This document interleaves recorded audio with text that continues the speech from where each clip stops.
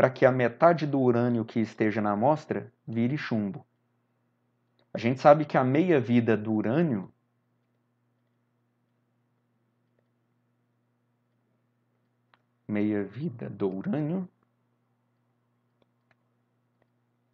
é 4,5 bilhões de anos.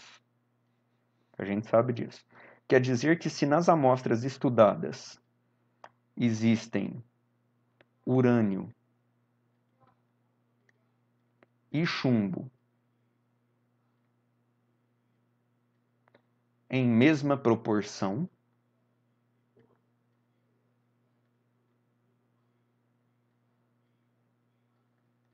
que significa? Que se passaram exatamente 4,5 bilhões de anos. Porque se existe urânio e chumbo na mesma proporção, quer dizer que exatamente metade da quantidade de urânio que tinha virou chumbo. Ah, mas existe menos chumbo do que urânio, então ainda não chegaram 4,5 bilhões de anos, porque ainda não passou o tempo total necessário para que metade do urânio vire chumbo. Ah, não, mas existe mais chumbo do que urânio, então se passaram mais do que 4,5 bilhões de anos, porque mais da metade do urânio virou chumbo.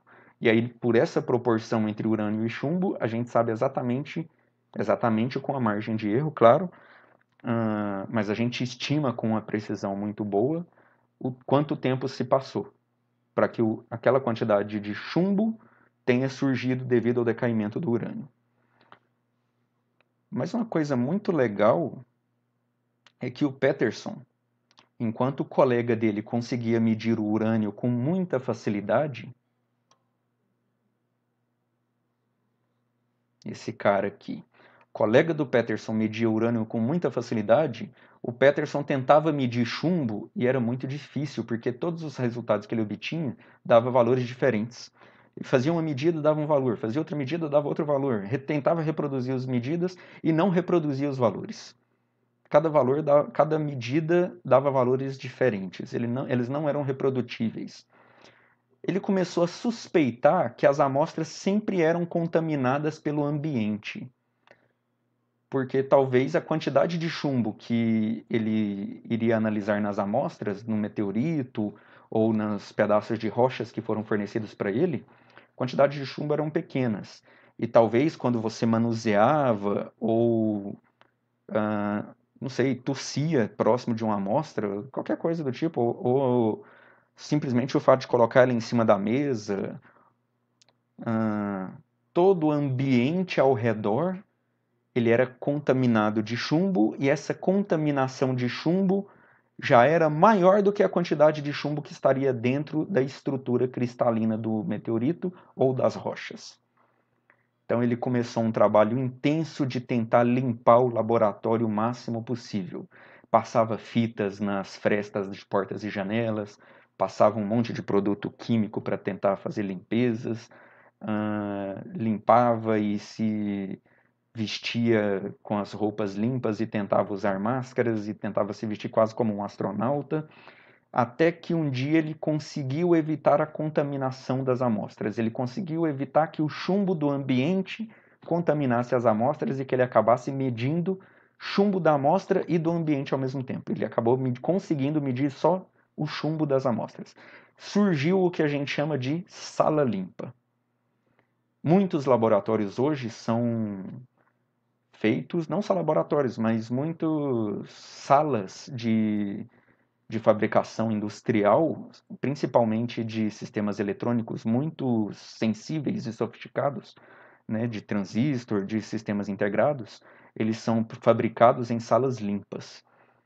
Então, você tem todo um sistema de purificação e de dedetização e de filtragem do ar de uma sala limpa e de vedação daquela sala. Você entra lá, você tem que ser esterilizado e detetizado, e você veste uma roupa especial. Quando você veste aquela roupa e você todo é esterilizado, você passa por uma outra sala, até você chegar no laboratório ou na sala onde você realmente vai realizar os procedimentos, e aquela sala é para estar completamente livre de contaminantes que vão atrapalhar, prejudicar as suas medidas ou o seu processo de fabricação que é sensível. Então, tem muitos processos assim ultrassensíveis que exigem sala limpa. Como, por exemplo, eu não lembro se eu mostrei para vocês Atomic Force Microscopy. Microscopy Atoms. Nesse caso, Atoms é com M mesmo. Imagens. Por exemplo, eu acho que eu tinha colocado essa figura, né? Consegue-se fazer imagem atômica usando microscópio de força atômica. Embora tenha esse nome, microscópio de força atômica, é muito difícil você conseguir ter uma resolução atômica usando microscópio de força atômica. Olha isso daqui, uma cadeia de anéis benzênicos ligados. Esse aqui é a figura pictórica, né? Esse aqui é o esquema, figura esquemática, e esse daqui é a imagem de microscopia de força atômica, mostrando a interação de Van der Waals entre ponta e os átomos da molécula que estão numa superfície. Para a gente conseguir obter uma imagem dessa usando microscópio de força atômica, a gente tem que estar numa sala limpa. Sala limpa que só foi desenvolvida a primeira vez porque o Peterson... Eu fiz foi fechar, olha só. Porque o Peterson...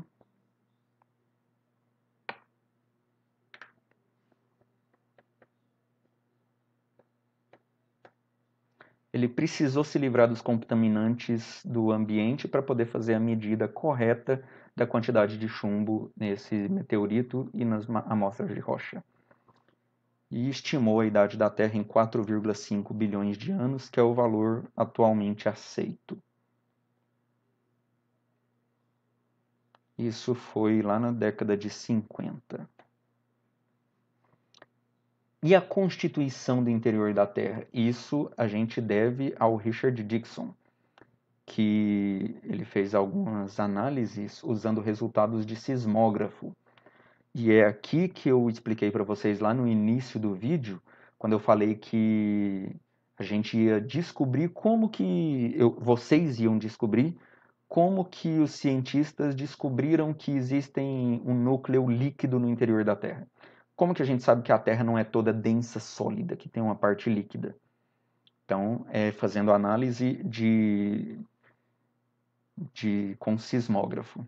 Primeiro, a gente divide a Terra em 3 partes maiores.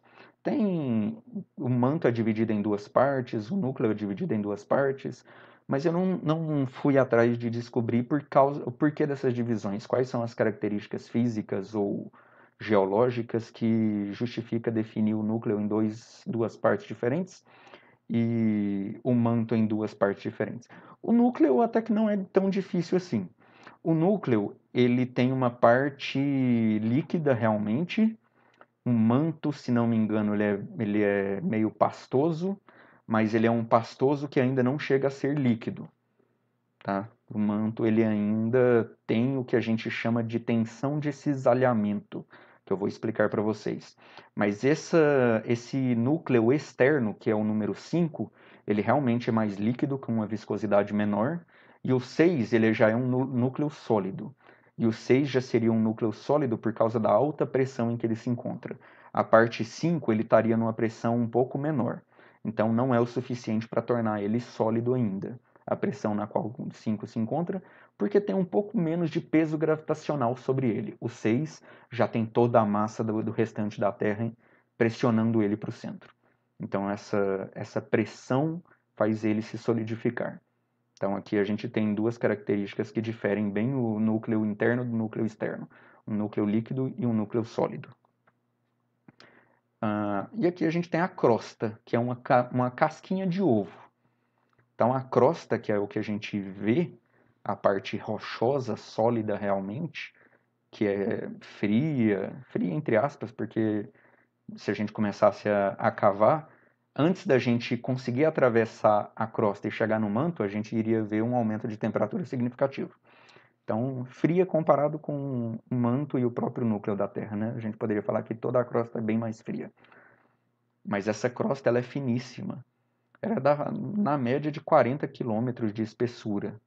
Aqui nesse desenho está entre 30 e 65, porque tem regiões com montanhas, que faz com que a crosta seja um pouquinho mais espessa, e tem regiões de oceano onde a crosta é um pouco mais fina, principalmente na parte do oceano. Mas na média podemos falar aí em torno de 40 quilômetros.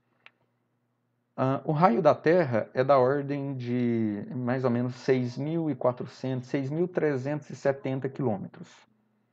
Raio da Terra sendo 6.300... tá aqui, ó. 6.371 quilômetros. Então, indo de 30 até 65 quilômetros, a crosta é uma casquinha de ovo. Não chega a 1% de toda a extensão do raio, a espessura dessa crosta aqui, ó. Não chega a 1%, é 0,5%, 0,5%, 0,7%, né? Uma variação desse tipo, muito fininha. O Dickson, ele fez estudos sobre os sismógrafos em várias regiões do planeta, detectando terremotos. E o que acontece? Esses sismógrafos,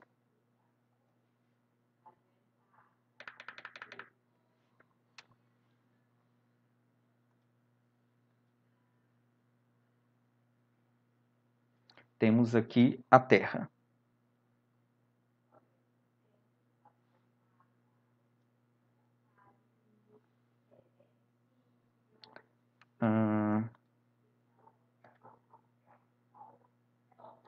Então, essa é a Terra.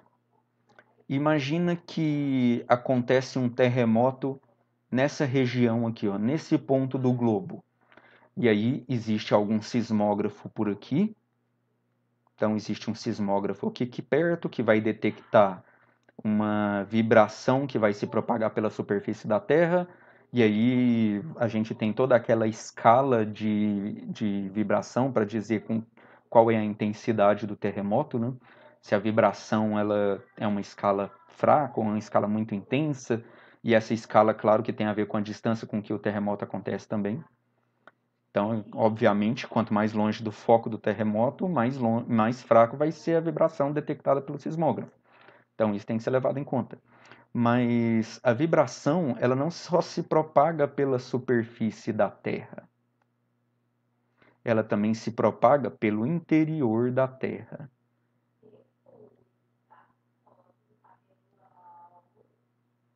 Se essa vibração se propaga pelo interior da Terra, sismógrafos espalhados por todo o planeta acabam detectando esses sinais de tremor.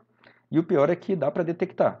Embora um tremor, e é claro que depende da intensidade do tremor, mas um tremor que acontece num certo ponto do planeta, um sismógrafo do outro lado, um sismógrafo completamente oposto do planeta aqui, ele consegue detectar, se tiver uma intensidade suficiente, consegue detectar as ondas que vão viajar por todo o interior do planeta até chegar aqui. E aí, entre aspas, essa questão de viajar por todo o interior do planeta. Essa é uma discussão inicial, só para vocês terem uma noção de que sismógrafos espalhados ao longo de todo o globo, todos eles podem detectar, não ao mesmo tempo, mas todos eles podem detectar sinais do mesmo tremor. Então, o tremor aconteceu num local específico, mas todos os sismógrafos ao redor do mundo podem detectar aquele tremor. Não é que o sismógrafo lá do Japão está preocupado em detectar tremores que acontecem só no Japão. É útil os países trocarem informação entre si a respeito dos tremores que eles detectam, porque é útil fazer essa comparação justamente para a gente ter um mapa geral do que está acontecendo no planeta como um todo. E foi isso que permitiu o Dickson fazer uma análise de como que era mais ou menos o interior da Terra, sabe, analisando os dados de sismógrafos espalhados por todo o planeta. Então, a princípio, a gente tem o seguinte: o sismógrafo ele se refere às chamadas ondas superficiais, que são as que se propagam na superfície do planeta, e as ondas que se propagam pelo interior do planeta. Então, tem as que se propagam pela superfície e as que se propagam pelo interior. Mas ele também se refere às ondas S, ou melhor, ondas P, vou falar das ondas P primeiro porque é de primária. Então, P de primeiro mesmo. E das ondas S. Agora sim é das ondas S, porque S é de secundária.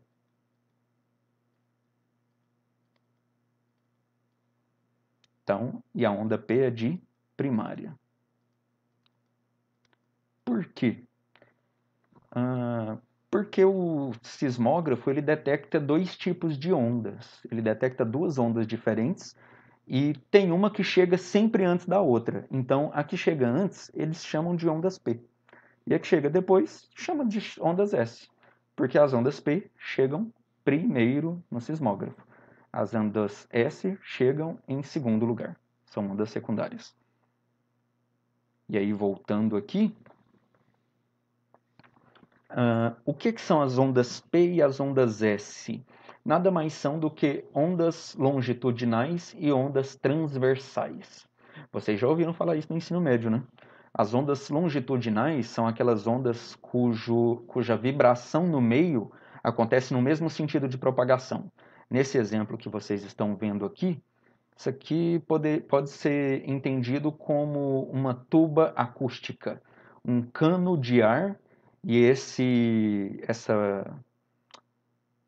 essa palheta, esse anteparo que está sendo representado por essa haste cinza aqui, seria uma tampa, é porque isso é um corte, né?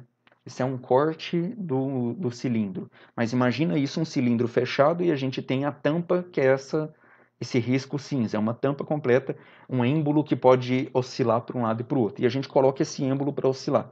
Se esse êmbolo está oscilando, quando o êmbolo vai para frente, ele empurra as moléculas de ar e a gente vê um padrão de compressão. Notem que na hora que ele empurra, as moléculas são comprimidas umas contra as outras. E na hora que o êmbolo volta, as moléculas elas sentem meio que um alívio. Elas sentem um relaxamento. Então, na hora que o êmbolo entra, é empurrado no cilindro, comprime as moléculas. Na hora que volta, as moléculas sofrem uma distensão de um afastamento entre elas. Então, na hora que o êmbolo é empurrado, sofre um aumento de pressão. Comprimir as moléculas é um aumento de pressão. Distender as moléculas é diminuir a pressão. Então, a gente tem uma variação de pressão aqui. O som nada mais é do que ondas de pressão, ondas de variação de pressão no ar. Quando você tem uma palheta, no caso as cordas vocais, nada mais são do que membranas que vibram. Quando você tem essa membrana vibrando, que faz o papel desse êmbolo que vai para frente e para trás, no caso aqui para a esquerda e para a direita, a gente tem uma membrana que fica empurrando o ar para um lado e para o outro, para um lado e para o outro, para um lado e para o outro. Quando a membrana empurra o ar para um lado, ele está comprimindo as moléculas de ar umas contra as outras, gerando uma região com aumento de pressão. Na hora que a membrana volta, ele alivia a pressão naquele ponto e gera uma região com a baixa pressão. Aí ele comprime de novo, gera um aumento de pressão, volta, alivia a pressão. Vai, aumenta, comprime as moléculas, aumenta a pressão, volta, alivia a pressão. E fica fazendo isso. Você percebe que é perceptível, é visível regiões de aglomeração de moléculas. Regiões de aglomeração de moléculas são regiões onde tem aumento de pressão. Aqui, ó, essa região que está andando. A molécula em si, ela não anda. As moléculas em si vai transferindo os movimentos umas para as outras. Ela leva um empurrão, ela empurra a próxima, então ela ganha um movimento, faz ela ser jogada contra as moléculas que estão na frente. Então ela empurra as moléculas vizinhas, gerando uma pressão nessas moléculas vizinhas. Quando elas empurram, elas são empurradas de volta. Lei de ação e reação de Newton. Então, alguns pontos vermelhos são usados como referência. Por exemplo, essa bolinha vermelha aqui, ó. Só para mostrar que o que cada molécula está fazendo é oscilar para um lado e para o outro. A gente vê uma frente de onda, por exemplo, essa linha de compressão aqui. A gente consegue acompanhar ela, eu vou acompanhar ela com cursor. A gente consegue acompanhar ela andando para a direita. Então a frente de onda está andando, mas as moléculas não estão andando juntas, porque essa frente de onda é constituída por moléculas que foram jogadas em direção das moléculas que estão à direita, empurram essas moléculas para a direita, mas as moléculas que empurraram, elas voltam, porque à medida que elas empurram para a direita, elas são empurradas de volta para trás. E elas vão transferindo o movimento assim. Esse pontinho aqui vermelho mostra como que é o movimento da molécula, ela vai para a esquerda, aí ela é empurrada por essas moléculas, ó, ela leva o empurrão, levou o empurrão, ela vai, empurra as moléculas da frente e volta. Aí ela levou um empurrão, ela é comprimida contra as moléculas da frente e volta recebendo um alívio de pressão. Aí ela é empurrada, ela é pressionada contra as moléculas da frente e volta recebendo um alívio de pressão. Ela é empurrada contra as moléculas da frente, pressionando e volta recebendo um alívio de pressão. Então a gente tem regiões de aumento de pressão, regiões de alívio de pressão. Regiões de aumento de pressão, regiões de alívio de pressão. Ondas sonoras são isso, regiões de aumento de pressão e diminuição de pressão. Aumento de pressão e diminuição de pressão. Isso é onda longitudinal, um exemplo é a onda sonora, onde as moléculas se movimentam, nesse caso, para a esquerda e para a direita, só que a onda também está viajando para a direita. Então as moléculas se movimentam no mesmo sentido em que a onda, na mesma direção, não no mesmo sentido, na mesma direção. A direção aqui é horizontal, mas as moléculas se movimentam também na horizontal, para um lado e para o outro, para a esquerda e para a direita. Isso são ondas longitudinais. Ondas transversais. Exatamente o que está mostrando aqui, é como se fosse uma corda. Isso é como se fosse uma corda e cada pontinho é um átomo que compõe a corda. E a gente está balançando, balangando lá a corda para cima e para baixo. A gente está numa ponta da corda, balanga ela e o movimento é propagado ao longo dos átomos da corda, mas os átomos da corda não andam para a direita junto com o movimento. O movimento individual dos átomos é para cima e para baixo. A oscilação que cada átomo sente é para cima e para baixo. Só que aqui existe um negócio que a gente chama de tensão de cisalhamento. O que é uma tensão de cisalhamento? É algo que os fluidos não têm. Algo que os fluidos não têm. Então, a gente vem para cá, para o desenho, porque aí eu vou explicar melhor o que é tensão de cisalhamento para vocês. Então, aqui tem um monte de átomos.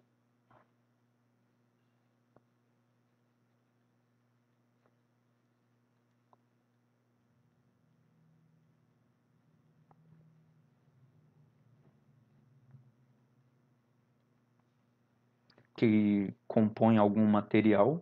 Se esse material é sólido, então existe tensão de cisalhamento.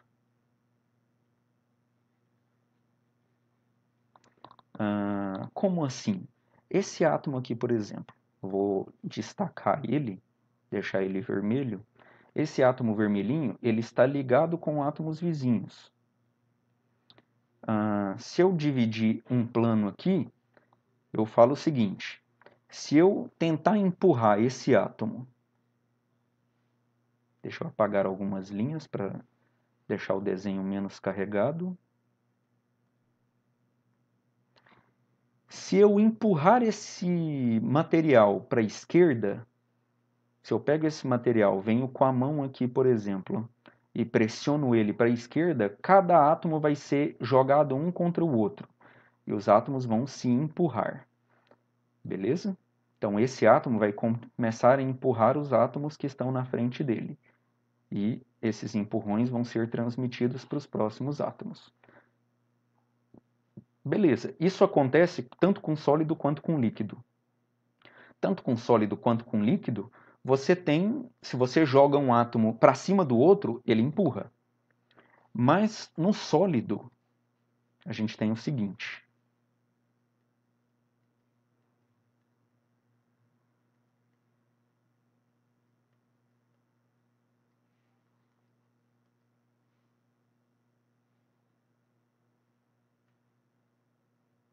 Opa, volta aqui.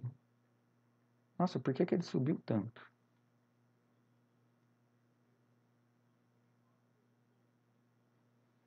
Pronto, aqui. Então, no sólido, se ao invés de empurrar um átomo contra o outro desse jeito, se eu segurar, eu venho com um dedinho aqui, outro dedinho aqui, faço uma leve pressão e pego toda essa parte e puxo para cima. Eu não estou puxando...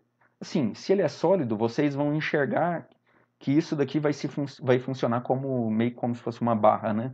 E todo o material vai para cima. Mas tentem visualizar átomo a átomo. Olhando átomo a átomo, por que este átomo, este átomo, este átomo, este átomo e assim por diante, átomos que não estão sendo diretamente empurrados pelo meu dedo, por exemplo, esses átomos aqui, ó, vão ser empurrados pelo meu dedo, talvez até esse aqui está um pouco fora, o meu dedo não pegaria esse átomo, mas esses outros átomos todos estão no caminho do meu dedo. Todos esses átomos encontrariam o meu dedo aqui embaixo e seriam empurrados para cima. Por que esses outros átomos que não vão receber o empurrão do meu dedo, porque não estão em contato com o meu dedo aqui embaixo, por que eles também vão para cima? Porque existe o que a gente chama de tensão de cisalhamento. O que é a tensão de cisalhamento? Os átomos estão conectados e eles geram uma tensão um no outro lateralmente. Esse átomo está conectado a esse de tal forma que se eu empurrar esse átomo aqui para cima, esse outro aqui vai ser puxado para cima também. Tá vendo que eu não estou empurrando ele diretamente para cima do átomo. Eu estou deslizando ele num plano onde o átomo, o vizinho, se encontra. Era para esse átomo vermelho, a princípio, se não houvesse uma ligação, se eu só empurrasse ele, jogasse ele contra esse átomo da esquerda, o átomo da esquerda iria também ser empurrado, beleza. Agora, se esse átomo vermelho fosse empurrado para cima, por que o átomo da esquerda também iria para cima? Por que um átomo não desliza sobre o outro? Esse aqui não fica parado e esse átomo começa a deslizar sobre todos esses outros átomos da esquerda aqui. Esses átomos se movimentam para cima, deslizando. Quando um átomo, e aí vem essa questão, quando você tem átomos conectados, não permitindo que eles se deslizem em direções transversais às quais eles estão conectadas, é porque existe uma tensão de cisalhamento. Cisalhar seria fazer uma quebra devido a colocar forças, aplicar forças em direções opostas, como se fosse uma tesoura. Imagina que isso daqui é um papel. Ó. A tesoura funciona exatamente assim. Imagina que isso daqui é um papel. O que a tesoura faz? Ela tem uma lâmina que apoia aqui e outra lâmina que apoia numa posição diferente. A tesoura não é o papel aqui e você tem uma faca com um corte aqui e a outra faca com um corte exatamente em cima para eles cortarem e o fio de cada corte encostar um no outro. Não é assim que a tesoura funciona, né? Você tem até alicates que funcionam assim. Mas para cortar papel é muito mais eficiente dessa forma aqui. Ó. Você desliza uma lâmina do lado da outra. E aí você gera uma tensão na metade do papel da esquerda para cima e uma tensão na outra metade do papel para baixo e você desliza esse plano um sobre o outro e rompe os planos que estão conectados aqui. Os planos dos átomos que estão conectando o papel nesse ponto, rompe as ligações e você corta o papel aí. Então isso é cisalhar, você deslizar esses planos de ligação, rompendo eles. Então, existe uma tensão de cisalhamento aqui. No fluido, realmente essa tensão não existe. No fluido, se você tentar pegar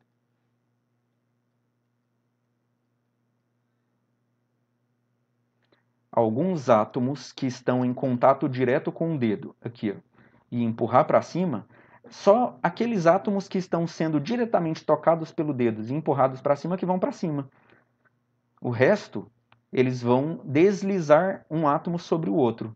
Esse átomo aqui vai deslizar para cima e esse aqui vai ser empurrado para o lado. Mas assim, você vai ter camadas de átomos um deslizando sobre o outro. Porque no fluido você não tem tensão de cisalhamento. Os átomos não estão fortemente ligados, de tal forma que se você puxa um átomo para cima, esse aqui necessariamente tem que acompanhar também. Não existe uma tensão que obriga o par de átomo a acompanhar, porque você fez força só em um. Se você puxa um para cima, o outro fica. Você desliza um átomo na direção transversal ao outro, em relação à direção que está unindo os dois átomos. Então você tem um aglomerado de átomos aqui.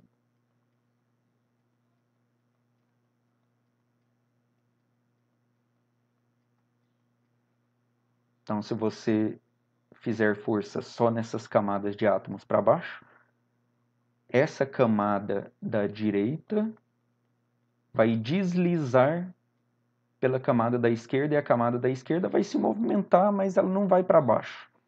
Ela vai acabar se movimentando porque ela vai receber tensão, ela vai acabar recebendo empurrões. Mas ela vai deslizar uma camada sobre a outra, porque não existe tensão de cisalhamento. Quase que isso é uma definição de fluido. Não sei se quase ou se isso seria a definição de fluido, hein? Eu tenho que rever os livros que falam de fluido para ver se essa não é uma definição boa de fluido. Fluido ser aquelas substâncias que não apresentam tensão de cisalhamento, que permite que camadas atômicas deslizem transversalmente umas nas outras. E isso não permite que o material não fique rígido. Você permite que ele flua. Ele tenha não tenha uma forma bem definida, né? Imagine esses átomos aqui num fluido que não existe tensão de cisalhamento. Se não existe tensão de cisalhamento, uma vibração que tende a empurrar uma camada de átomos para cima e para baixo não iria propagar essa vibração para cima e para baixo nos átomos da direita. Iria só empurrar para cima e para baixo os átomos de cima. Você está empurrando para cima e para baixo os átomos, ele iria empurrar para cima e para baixo o próximo átomo aqui de cima. Queria empurrar o próximo átomo de cima, o próximo átomo de cima e assim por diante. No final das contas, você só tem em ondas mecânicas, né? Em ondas mecânicas você só tem essa onda transversal em superfície, então você pode ter em líquidos, mas na superfície de líquidos, embora não seja uma onda transversal pura, você tem um misto entre onda transversal e onda longitudinal na superfície da água, por exemplo, mas como na superfície você tem uma quebra de simetria, você acaba percebendo esse movimento de vai e vem na superfície que parece uma onda transversal. Mas uma corda, por exemplo, a corda, como os átomos estão fortemente ligados, porque ele é um sólido, se você der um solavanco nos átomos para cima, ele leva o átomo vizinho para cima também, ele não desliza camada de átomos em camada de átomos. Dá um solavanco, ele leva o átomo vizinho para cima também, que leva o átomo vizinho para cima, leva o átomo vizinho para cima, e essa perturbação vai se propagando para a direita. Embora você fez a perturbação para cima, a tensão de cisalhamento propaga a perturbação para a direita. E se você ficar fazendo o vai e vem para cima e para baixo na corda, essa perturbação, embora ela é para cima e para baixo, ela vai sendo propagada devido à tensão de cisalhamento para a direita, para as outras partículas que estão conectadas ao longo da corda. São as ondas transversais. Então, você não tem ondas transversais no interior de um líquido, você só teria numa superfície. Né, componente de onda transversal, mas no interior de um líquido você não tem onda transversal porque o líquido, as camadas de átomos deslizariam umas sobre as outras. Você não tem como fazer uma vibração para cima e forçar que o vizinho aqui do lado vibre para cima junto, porque você está deslizando ele. Resultado. Primeiro, ondas longitudinais viajam mais rápido nos meios, sejam sólidos ou líquidos não. Aí é que tá. Você tem ondas longitudinais, tanto em sólidos quanto em líquidos. Você tem ondas transversais somente em sólidos. Você não tem ondas transversais no interior de líquidos. E aí, isso permite a gente tirar algumas conclusões interessantes. Mas vamos lá. Em todos os sólidos, descobriu-se que as ondas longitudinais se propagam numa velocidade maior do que as ondas transversais. Ondas mecânicas a partir de uma perturbação. Então, as ondas longitudinais que são geradas por uma perturbação viajam mais rápido do que as ondas transversais que são geradas pela mesma perturbação. Bom, no meio, né? Depende daquele meio. Então, no meio material, ondas longitudinais sempre viajam mais rápido do que ondas transversais. Ponto. Essa aqui seria um modelo da Terra. Seria mais ou menos isso que deveríamos esperar se a Terra fosse uniforme no seu interior. Então, nesse ponto aqui em cima, ocorre um abalo sísmico, a gente tem um terremoto, esse terremoto se propaga para baixo, se propaga pela superfície, viaja pela superfície da Terra, mas ele se propaga também pelo interior da Terra e atravessaria o interior, saindo em vários pontos do outro lado da superfície. Então, ele viajaria por essa parte aqui, sairia nesse ponto. É claro que nesse ponto aqui, ele sairia antes de sair nesse ponto. Porque esse ponto aqui, a onda precisa viajar um caminho muito mais longo. Então, a onda viaja um caminho muito mais longo desse ponto do que a onda viaja esse caminho para chegar nesse ponto aqui.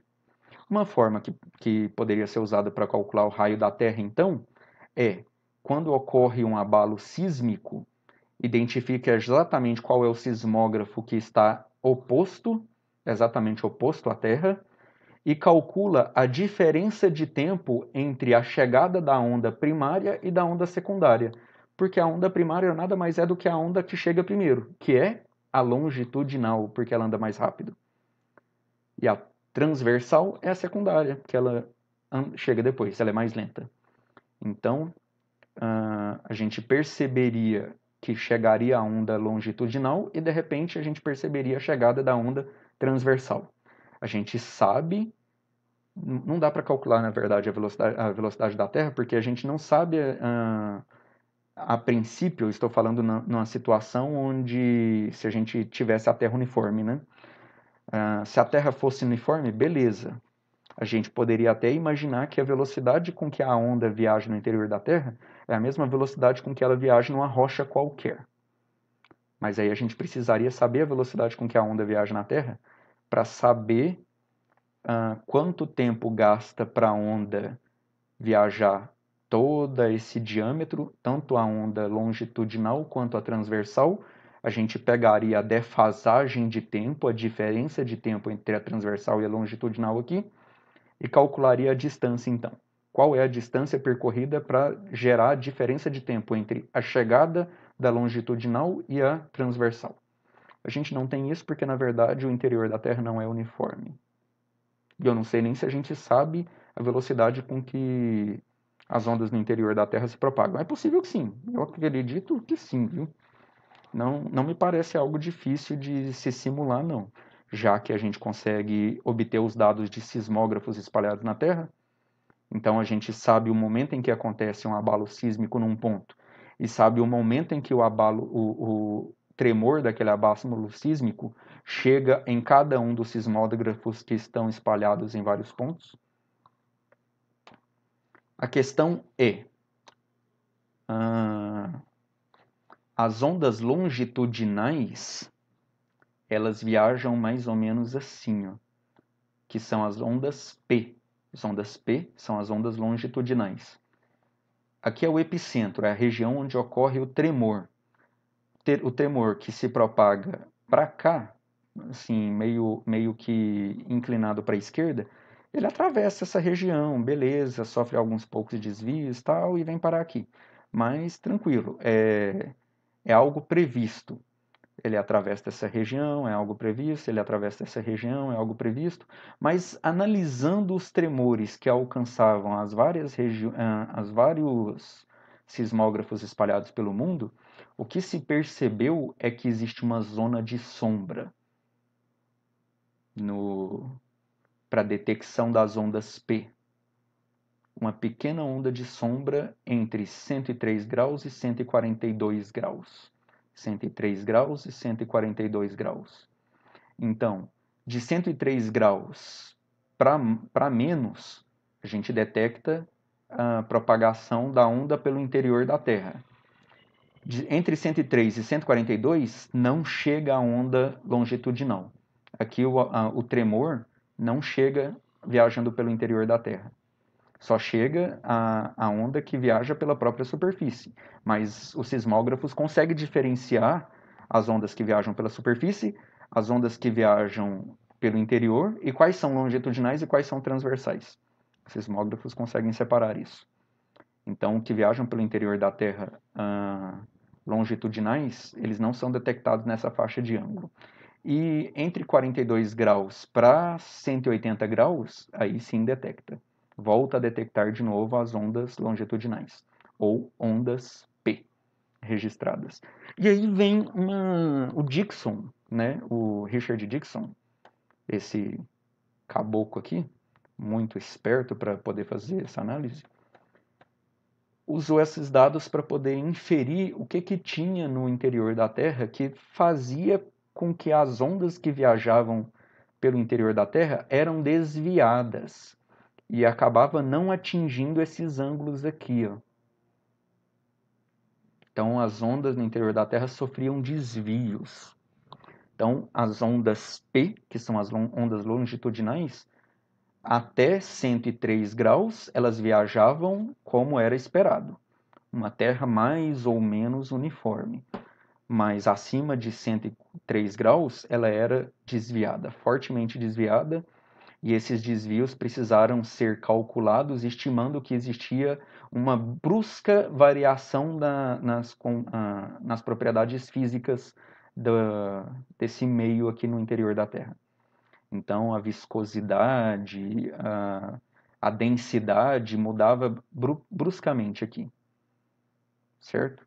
Então, a velocidade de propagação da onda mudava radicalmente. Se ela mudava, sofria um fenômeno que vocês estão mais familiarizados na ótica, que é a refração. O desvio da direção de propagação da onda quando ele passa de um meio para outro meio. Então a onda é refratada, só que aqui era onda sonora, onda de vibração. Não é onda luminosa passando de um ar para o vidro ou do ar para a água, que vocês estavam acostumados a ver no ensino médio. Mas é refração do mesmo jeito. Então a refração desvia a direção de propagação da onda. Então, o que permitiu concluir entre núcleo externo e núcleo interno? As direções que a gente detectava aqui.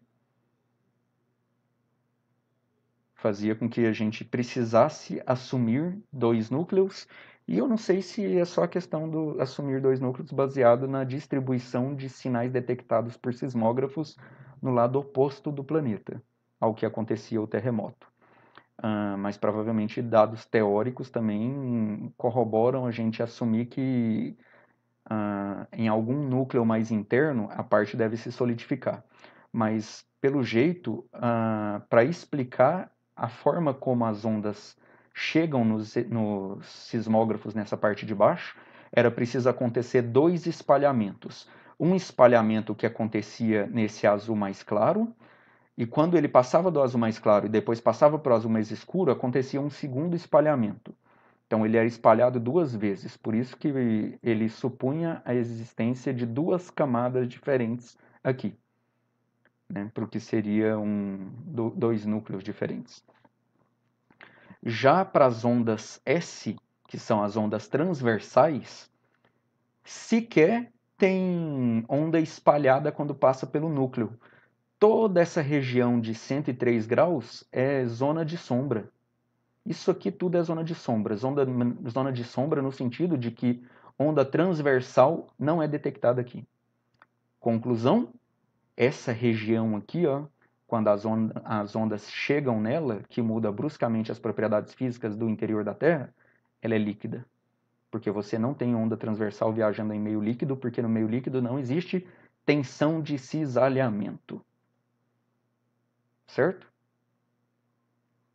Então, isso aqui permite a gente concluir a variação brusca de densidade e de velocidade de propagação das ondas no interior da Terra. Então, a gente estima mais ou menos o tamanho dos núcleos onde acontecem as variações de propriedades físicas, e a análise das ondas secundárias, que são as transversais, permite a gente concluir aonde é líquido, aonde começa uma parte líquida da Terra, porque a onda, quando chega lá, ela morre. A onda transversal, ela para de se propagar, porque a onda transversal não se propaga no líquido.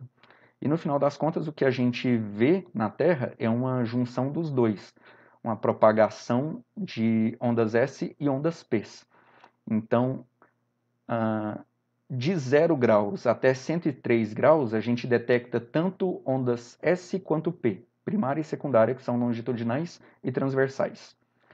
Entre 103 e 142 graus é uma zona de sombra completa, porque a gente não detecta nada, nem onda transversal, nem longitudinal. Acima de 142 graus, só detecta ondas longitudinais, que são ondas P. Não detecta ondas S, que são as transversais. E isso permite a gente tirar conclusões a respeito de quais os tamanhos das regiões no interior da Terra em que ocorrem essas variações bruscas de propriedades físicas. Certo? Espero que tenha ficado claro para vocês isso. Por fim, para que a gente possa concluir esse nosso vídeo, deriva continental, que é um assunto fascinante, e é inicialmente proposto pelo Wegener. O Wegener ele propôs a ideia de que todos os continentes, em algum momento da história do planeta, foram unidos, baseado inicialmente no contorno em que parecia muita coincidência eles se encaixarem, né? Se a gente olhar no formato dos continentes atualmente, poxa, parece que eles se encaixam mesmo. Então, será que algum dia eles já foram conectados? Mas na época do Wegener foi mal. Na época do Wegener, que morreu cedo, com 50 anos, lá no início do século XX, a proposta de que os continentes se movimentavam, ainda mais essas dimensões gigantescas, era uma heresia.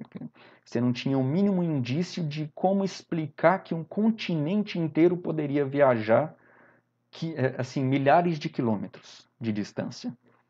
Como que você vai explicar isso? Massas imensas de terra, extensões gigantescas de terra vão se deslocar dessa forma.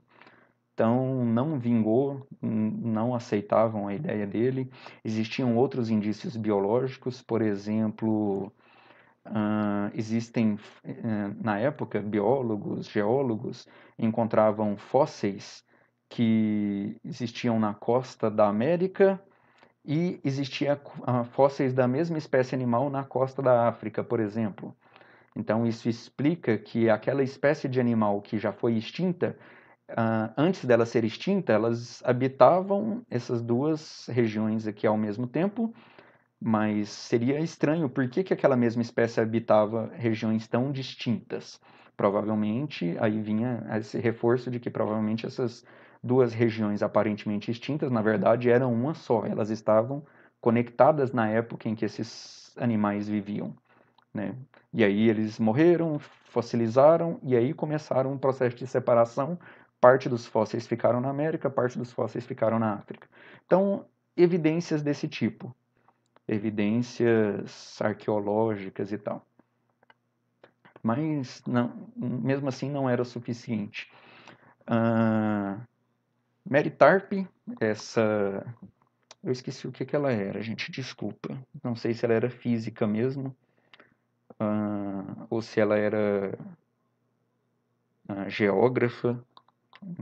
Agora eu esqueci.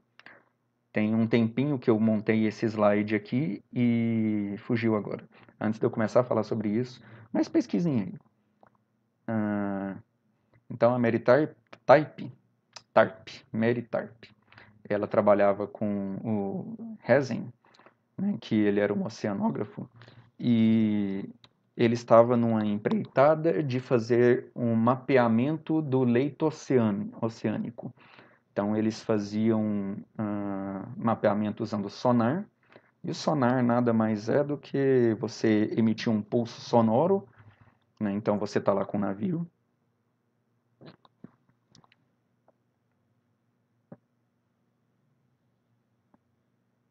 Aqui está o seu navio bonitinho.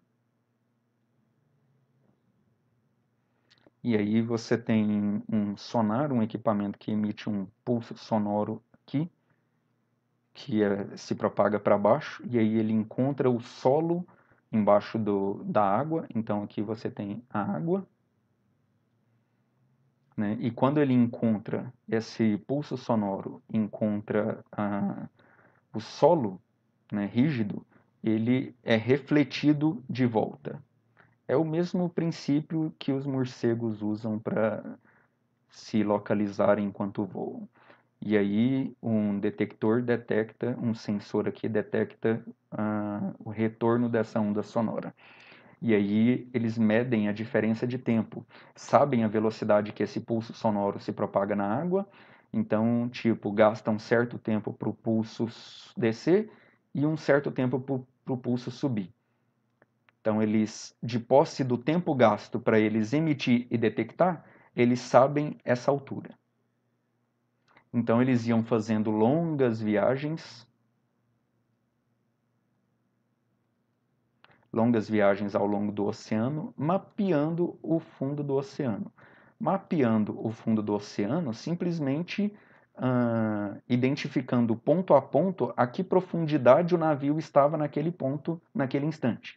Então, nesse ponto aqui, uso o sonar, o solo está a uma certa altura, porque de certa forma o oceano como um todo está num mesmo nível, mas aí o solo está em níveis diferentes. Então, quando eles estão nessa posição, eles detectam uma certa profundidade. Quando eles estão nessa posição, eles detectam uma outra profundidade. Nessa posição, eles detectam uma profundidade maior.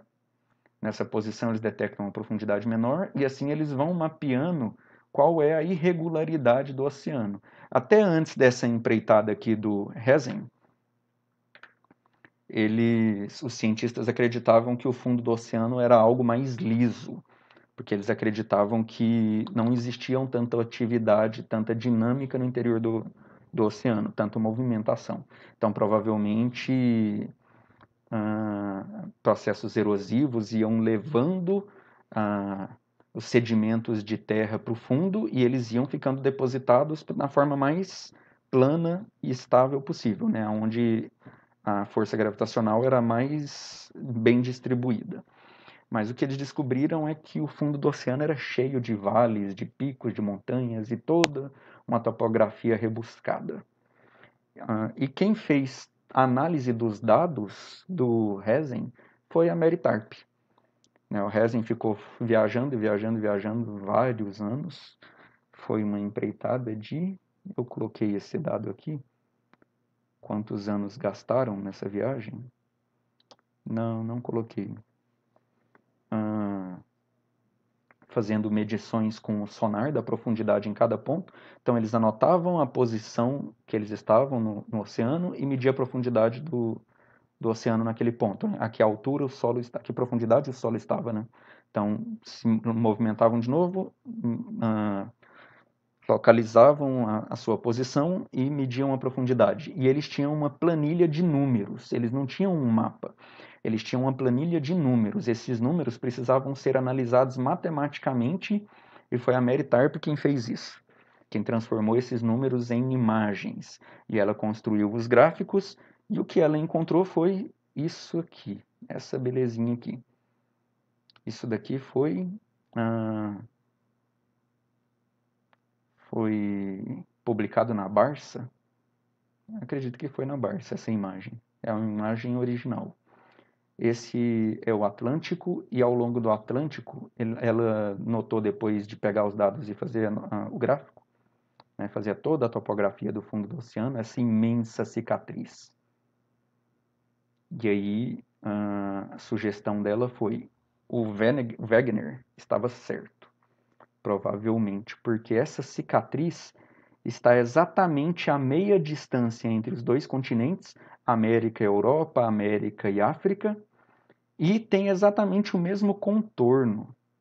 Isso tem muita cara de que é uma cicatriz do momento onde esses dois continentes eram conectados e houve a ruptura aqui.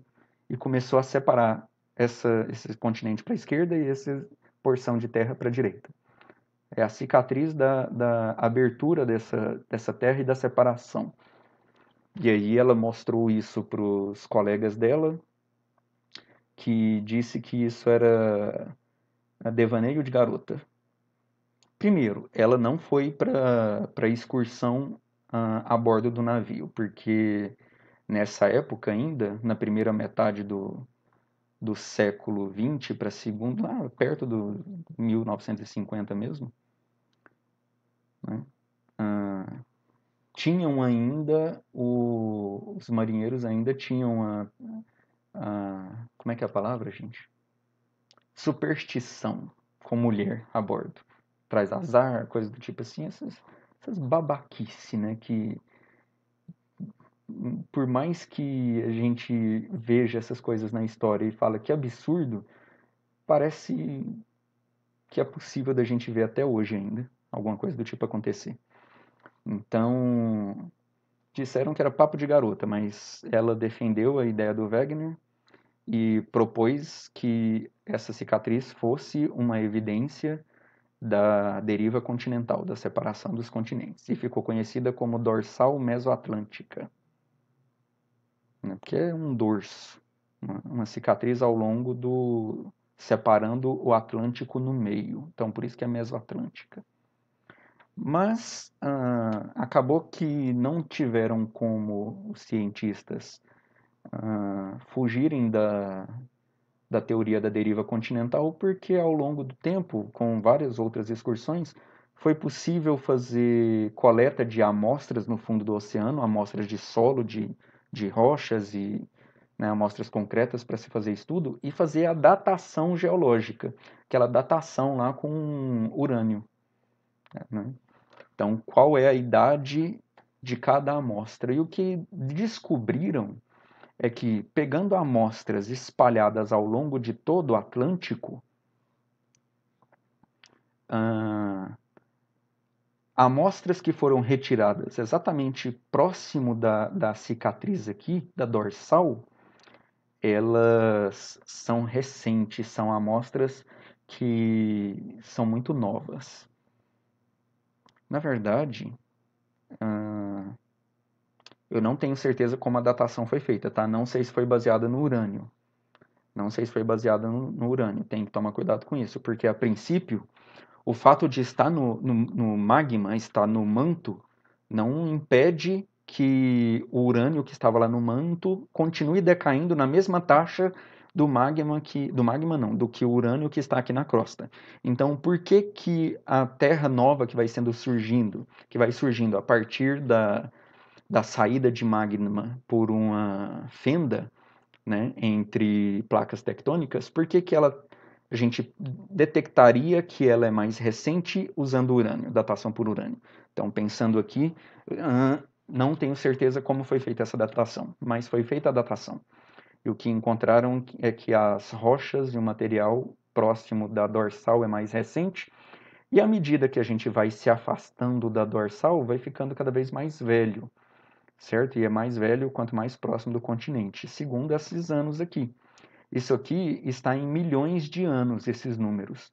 Então, por exemplo, a linha vermelha é exatamente a dorsal. A primeira linha à esquerda e à direita da dorsal é esse 9. Tem uma idade de mais ou menos 9 milhões de anos. Gastou 9 milhões de anos para que essa linha aqui saísse exatamente da fenda da fenda aqui entre duas placas tectônicas e se distanciasse dessa distância, 9 milhões de anos. Já essa linha aqui está a 38 milhões de anos mais antiga. Gastou 38 milhões de anos para ela se distanciar. Essa linha aqui, ela é 53 milhões de anos mais antiga, essa 63 milhões de anos mais antiga, até chegar em torno de 200 milhões de anos quando a gente está num continente. Então, a estimativa é que o afastamento desses continentes levaram em torno de 200 milhões de anos para acontecer. Bom, é um bom tempo, mas mesmo assim é uma distância muito grande, né? É uma distância gigantesca para imaginar que um continente inteiro vai andar essa distância, mesmo num tempo de 200 milhões de anos. Incrível isso. E acabou que isso aqui matou a pau, não tem jeito. A datação mostrou que quanto mais longe da dorsal, mais antigo o terreno era, mostrando que os continentes estão se afastando daquela linha ali realmente. E esse daqui é um mapa desse assoalho oceânico, mostrando as eras, né, em milhões de anos. Aqui não está em número, mas está em era Cenozoica, Cretáceo, Jurássico. O Jurássico é o mais novo, que seria os azuisinhos aqui. Não, contrário, o Jurássico é o mais antigo. O mais novo é o vermelho, que está mais próximo das fendas. Né? E aqui não está mostrando só a Mesoatlântica. Está mostrando várias fendas que conecta placas tectônicas. E aí, hoje em dia, a gente tem a teoria das placas tectônicas. Na verdade, não sei nem se pode chamar de teoria, porque já é algo consolidado já. Inclusive, o afastamento dos continentes ao longo da dorsal oceânica, né? O quanto que o continente americano se afasta para a esquerda e o quanto que a Europa e a África se afasta para a direita, é monitorado anualmente. A gente consegue detectar esse afastamento aqui anualmente. Eu não sei se ele é em torno da ordem de centímetros por ano. Tá? Eu acredito que eu tenho que pesquisar de novo, mas eu acredito que ele seja da ordem de centímetros por ano. Ok? E com isso a gente encerra as nossas discussões de hoje. Encerra esse assunto de geologia que eu acho fantástico. Ah, eu esqueci de falar para vocês, ó. O poço mais fundo do mundo, já perfurado, é o que eles chamam de Kola, é isso? Na antiga União Soviética, não sei se ele está na Rússia, mas ele foi perfurado na década de 70 com o intuito de chegar no manto. E o poço mais fundo, então, ele alcançou pouco mais de 200 quilômetros. 200 quilômetros e 200 e poucos metros. Eu acho que não chegou a 300 metros, 200,3 quilômetros. Acho que é 200,2 e alguma coisa quilômetros. 200 quilômetros e 200 e poucos metros, alguma coisa assim. E não as pesquisas pararam com, né, o fim da União Soviética, pararam de financiamento, foram sabotando, despedindo o pessoal e no final virou mais um ponto turístico mesmo a respeito dos buracos mais fundos que o homem já perfurou. E o núcleo da Terra, hoje em dia, ainda é muito cálculo teórico, ainda é muita estimativa, não tem muito dado realmente mais concreto, mas as estimativas que tem hoje em dia é que o núcleo da Terra tem em torno de 6.000 graus Celsius. É mesma temperatura da superfície do Sol. Ah, por que que... E aí, olha só, por que que o Lord Kelvin estava errado na estimativa da medida da idade da Terra dele, quando ele supôs que a Terra inicialmente tinha uma temperatura de 3.600 graus Celsius e foi esfriando até os tempos de hoje, porque ele não contava com a existência de material radioativo no interior dela. O material radioativo impede o esfriamento na taxa que o Kelvin sugeriu. O esfriamento ele acontece numa taxa bem mais lenta, porque as fissões nucleares que acontecem no interior da Terra, ele mantém o interior dela aquecido, esfriando, mas ele mantém esse aquecimento, fazendo com que a taxa de esfriamento seja muito menor. Então, tipo, se não existisse as forças nucleares fracas, porque eu tinha discutido com vocês uma vez, o que aconteceria com o universo se não existisse as 4 forças fundamentais? O que aconteceria se não existisse força gravitacional? Não existiriam planetas, não existiriam estrelas, existiria só hidrogênio no universo, massas gasosas de hidrogênio. Nem massas gasosas, ia ser um monte de hidrogênio espalhado. Não sei nem se ia poder dizer. Ia ser um gás ideal de hidrogênio quase. Não ia ser um gás ideal, não. Ia ter massas gasosas porque eles iam interagir eletromagneticamente.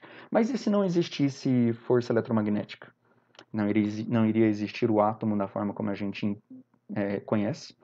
Né? Não iria existir os elétrons orbitando o núcleo, não iria existir as ligações atômicas, não iria existir moléculas, não iria existir as estruturas complexas que formam os seres vivos e a vida. Se não existisse as duas forças nucleares, primeiro, se não existisse essa força nuclear forte, não ia existir o núcleo atômico que mantém o núcleo estável. Só ia existir átomo de hidrogênio. E se não existisse a força nuclear fraca, a princípio eu tinha dito que talvez ela seria que tivesse a menor impacto. Talvez o mundo fosse muito parecido com o que é hoje sem a força nuclear fraca. Mas não existiria material radioativo. E a Terra já teria esfriado, muito provavelmente, há muito tempo, um tempo suficiente em que não teria dado tempo de surgir vida nele. Provavelmente não teria surgido a vida na Terra, porque não teria esse material radioativo mantendo o calor no interior da Terra. E agora vou voltar aqui para minha busca ao botão onde eu paro a gravação. Enfim.